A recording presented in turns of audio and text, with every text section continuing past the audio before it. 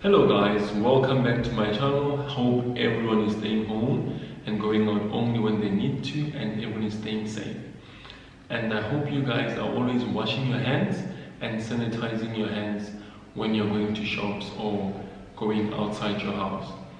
Okay, so today I'm going to be talking about online resources that one can use for free. So you don't have to pay anything or do anything, you just use them for free. So I'm going to categorize them into 4 categories. The first category is going to be YouTube, the second category is going to be medical website, the third category is going to be downloading books website, and the fourth one is going to be apps. So I'm just going to mention the ones that I use almost on a daily basis. YouTube is just free. As long as you have internet, you can get access to it.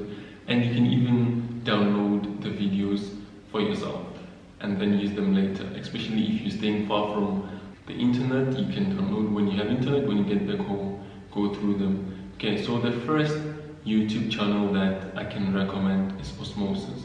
Osmosis, you can either watch it on YouTube or you can pay for their website. But I usually just watch on YouTube, and all you have to do with them is you go to Osmosis, then type a topic or that you wanna watch, and then check the video. Then usually they break down the video into a diagnosis, differentials, and treatment. And then we have NinjaNet. NinjaNet is the best.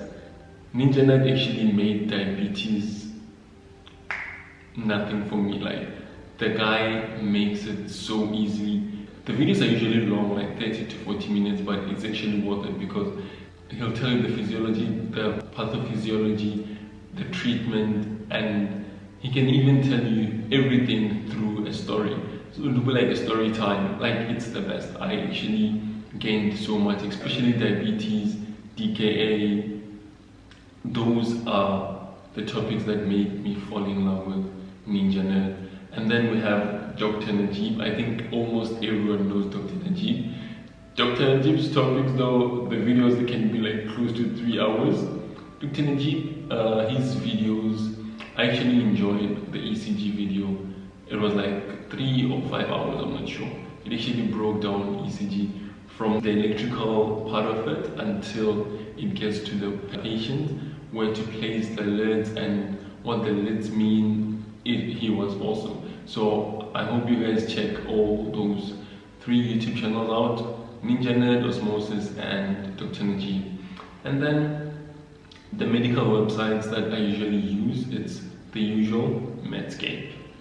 Medscape and Mayo Clinic, those are the ones that are kind of reliable for me. And I use these resources almost every time. Okay, and WebMd. So I use the usual Medscape. Medscape, it's similar to the app, so you just log in and you continue like you would on the app. And then we have Mayo Clinic. Mayo Clinic, it also goes with the method of introduction, etiology, diagnosis, differential diagnosis, treatment, and sometimes pathophysiology or physiology. And then we also have WebMd, which also does almost the same thing. It's just usually the information is almost the medical website. We have WebMd, we have Mayo Clinic, and we have Medscape. Then we go to the category of downloading books online.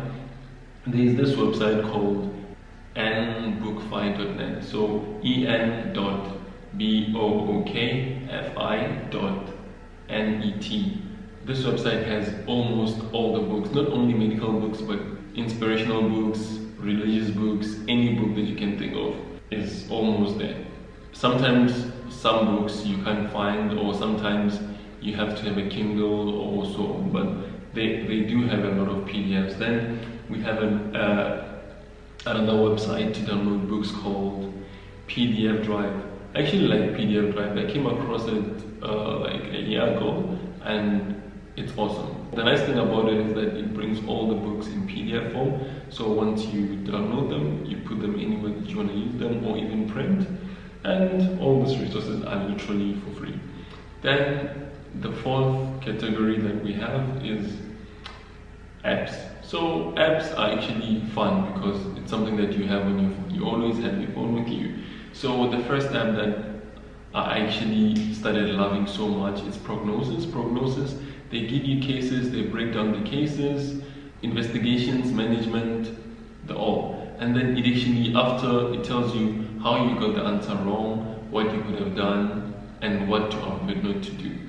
Especially when you're living in countries that lack resources, it can help you prioritize which resources to go for and which resources not to go for to get a definite diagnosis or a definite treatment.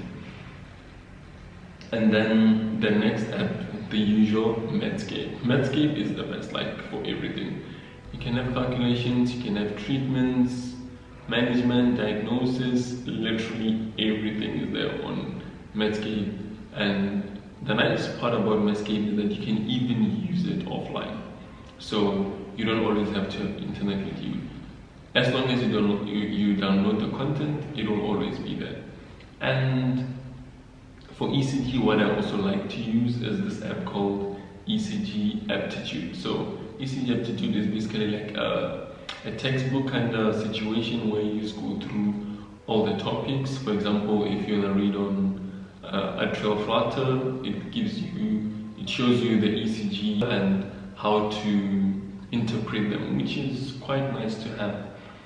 And if you're in South Africa, the best app that I actually use most of the time is EML Guide. I usually check EML Guide for doses and other guidelines that I'm not familiar with because I didn't study in South Africa and I'm doing my elective in Botswana, so the guidelines are usually the same and the doses are almost the same. So those are the four categories of online resources that one can take advantage of in medical school or anywhere else. Hope you guys enjoyed this video and have a good one. Stay safe and don't forget, wash your hands, sanitize and stay at home. Don't go anywhere if you don't need